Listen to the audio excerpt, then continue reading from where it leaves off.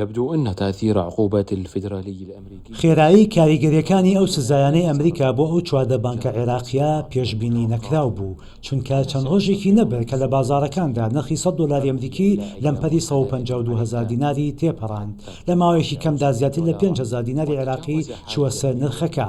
بەلای پسپۆڕانەوە ئەوە زەنگێکی مەترسیدارە. ئەوان پێیان باشە عێراق لەمە دووە لەگەڵ ئێران و دەوڵەتانی هاوشێوەی تاران کە ئەمریکا سزای داون مامەڵەی بازرگانی بکەن و کاڵاکانیان سەربەسەر بگۆڕنەوە. السلاح مع إيران أو غيرها من الدول المعاقبة أمريكيا.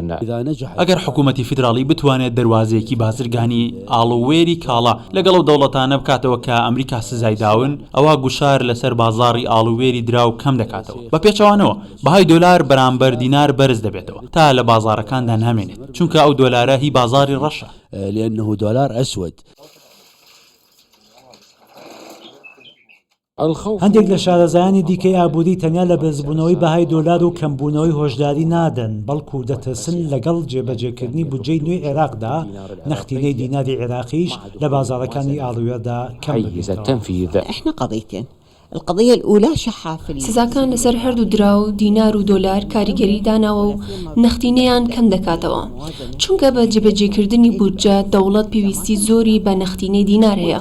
ئەوەش وا دەکات نەختینەی دینار لە بازاڕەکاندا کەم ببێتەوە، خستنە بازاڕی دۆلاریش کەم دەبێتەوە، چونکە بەپێی بنەما بەناوبانگەکە هەر شتێک دەرخستنی کەم بووە داواکاری لەسەر زۆر دەبێت و نرخەکەشی بەرز دەبێتەوە.